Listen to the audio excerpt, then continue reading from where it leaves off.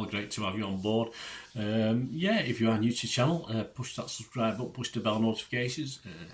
Great to have you. I do football stuff as well, so if you're interested in that, I'm on my team, Manchester City, so check that out on the channel, guys. But this is film and TV today. We do have memberships as well. You want to support me, if you like what I try and do, you can support me through your memberships, which gives you immediate access to all my stuff, film and TV and football. You can, of course, it would help me out to watch any of the little ads YouTube put on. That helps me out. Not a vast amount, but it does help me out. And of course, if you do follow any links, that's even better. So if there's anything you fancy, follow the links. I do have sponsors at the moment. I'll have a shout out for them before we go. Piat6505 have a little eBay shop selling posters and DVDs, so stay tuned for that. And you can, of course, just support me with a like. Say if you can get in touch about sponsorship, but give us a like, guys. That's just wonderful as well. But this is film and TV, and we're going to have a film review today. It's a psychological thriller we're looking at. And it's entitled Apartment 7A. Yes, and this is a prequel. This goes back 60 years or so to a film that was popular in the late 60s. And yeah, I certainly liked it in the late 60s. I probably watched it at a tender age on TV at some stage, or on video. Or there's no video then, was there? I'm going back far too long. Yeah, so I probably watched it at a tender age on TV or some other means. And we got a film directed by Natalie Erika James from a screenplay she co-wrote with Christian White and Skylar James. And it was I'm recording this on the 28th of September 2024. So all facts and stats about this film and ratings, etc. is at that date. And it's a prequel, this, and it's a prequel to something, if you remember, from 1968. I thought this was later. I thought this was a 70s film, Rosemary's Baby. And the third film, of course, in the Rosemary's Baby franchise, because we did get a sequel, but obviously this is a prequel. Let's say almost 60 years later. This stars a very good Julia Garner. I think she does a good job in this. Diane West, Jim Sturgis, Kevin McNally, Marley Sue, Andrew Buchan, Rosie McEwen, Cobner Holbrook Smith. And it's released simultaneously, there's a good word, on Paramount Plus. And on digital video on demand on September the 27th. So I've got to watch it, recording this a day or two later. What's it about? Well, ambitious young dancer Terry Gianifrio dreams of fame and fortune in New York City, but after suffering a devastating injury, an older wealthy couple welcomes her into their home in a luxury apartment building in Bramford, wherever that is. I have no idea. I'm not from that area. When a fellow resident and influential Broadway producer offers her another chance at fame, it seems that all her dreams are finally coming true. However, after an evening she can't fully remember, disturbing circumstances soon have her second guessing the sacrifices she's willing to make for her career, as she realises that something evil is living not only in apartment 7A, but in the Bramford itself. Yes, it's a menagerie of evil. Right, my thoughts. I said an okay cast, especially Julia. I thought did an excellent job in this. Yeah, does a very good job. Okay, Rosemary's Baby was a long time ago, but of course the memories linger.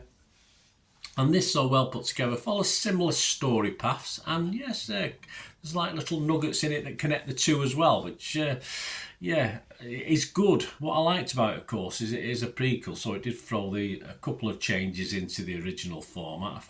I found the last couple of scenes worth the watch. Yeah, I was sort of okay with it, but I thought the ending was pretty good. So, you know, as long as you stick with it.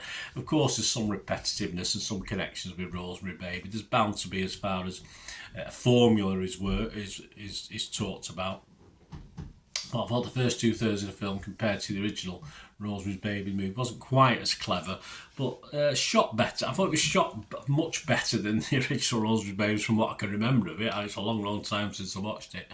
I think without doubt, if you've never seen the original, of course, you miss the little links, of course, to Rosemary's Baby.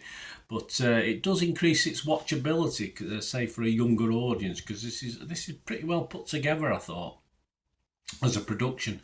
Of course, say, with these links to the original, a little bit ad hoc. They're not totally focused on, and I don't think they do them that great, actually. I think they surely could have spent a little bit more time sort of the crossover piece. But as I said, they don't know who's watched it and who's not watched the original, so it's perhaps hard to know just how far to go with it, just how far to push it.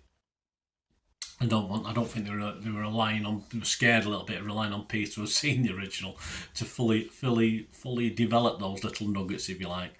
But I thought it could have done a little bit deeper. But for me, it's a passable prequel. I just thought it was okay. I thought it was modern looking. As I didn't think too much about Rosemary's Baby. Of course, it lives long in the memory. I do remember bits about it. I think if you'd gone back and watched that first, it might have probably dissipated the influence of this one. But I thought it was okay. I thought it was fine. On Rotten Tomatoes, I've given this a fresh score on Rotten Tomatoes. I'd have to be mixed on Metacritic. I can't be totally positive. As I say, there's some good elements to it, especially the ending, which doesn't always work in horror films. But I'll have to be mixed. I can't be negative on it. And I'm going to give it my watchable score. So I'm going to give it a watchable score of 6 out of 10. For this film. Rotten Tomatoes didn't particularly like it, although it's not a disaster. 5.4 out of 10 on Rotten Tomatoes. That's 57 critics. 22 were fresh, but 35 were rotten, so more rotten. And the consensus read, Apartment 7A is slickly assembled and solidly acted. I agree with that part. But the lingering memory of Rosemary's Baby and predictable prequel template make for a subpar lease. See what they did there? Yeah, but as I said, the memory of Rosemary's Baby, for me, it's a distant memory. For some others, it might be a more modern memory, but I don't think it affected it as much as perhaps Rotten Tomatoes sort of seem to claim. Metacritic, not great. 48 out of 100. That's 18 critics, so it's not a vast range of critics. 4 were positive, but 11 were mixed, which is understandable. But you got three negatives as well. James Mottram from Total Film magazine, he scored it 60 like me. He said, a credible if slightly limited prequel that recaptures the atmosphere, not the originality of Rosemary's Baby. And I'd have to agree with that in the most part. And Internet Movie Database, over 1,100 scores and reviews on there as I'm recording this.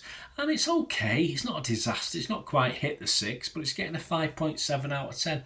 And I think it'll hover around that for its rest of its life now, between 5.5 and 6. I'd like to see it increase a little bit because I think it's worthy of that. But so not bad, 5.7. Let me know what you think, guys. Anyway, if you get to watch this, I certainly won't put you off watching it, whether you've seen the original or not. And if you've not seen the original, watch this before you watch the original. I think they're both worth watching, but as I say, don't watch the original before you watch this. Well, that seems a bit silly when they've done links to it, but it's just the standard I'm talking about. And then again, the original might not have lasted the test of time. It's been a long time since I've watched it, so I don't know. Anyway, let me know what you think, guys. I did mention we do have sponsors at the moment. Please, if you follow the link in the description below, they do have a little eBay shop. They sell movie posters. I've got some in the background that I've got over the years from the same source, so please give them your support. P@6505. The posters are mainly from the 1990s and 2000s, a great era in movie making, some great movies, some great actors, and they do DVDs as well, some rare ones, some rare Hollywood vintage classics, and some foreign language ones as well, that's some classic foreign language films, not just any old tat. So some DVDs on there, and if you're a DVD collector, just stuff you can't really get anymore in this country, very hard to get hold of. So have a look, guys. If there's anything you fancy on there, if you mention me, just say Bernard sent you. It'll give you an automatic 10% refund, and the all dispatch within 24 to 48 hours. So just mention me. If you don't mention me, they won't know. So make sure you message them with your order to say Bernard sent me, or I saw you on Bernard's channel or anything like that. It doesn't mention Bernard, sorted, no problem. They'll sort it out for you. There you go, guys. So fill your boots, just make great gifts, or just treat yourself. Right, until the next time, as I say, let me know what you thought of this prequel to Rosemary's Baby, Apartment 7A. Yes, and I might go back and watch the original now and sort of understand some of the little relationship between the two. But I thought, oh yeah, that must be, but I wasn't 100% sure. So let me know what you thought. Until we meet again, whatever that's one thing, don't I? Please stay safe, everyone. Bye for now.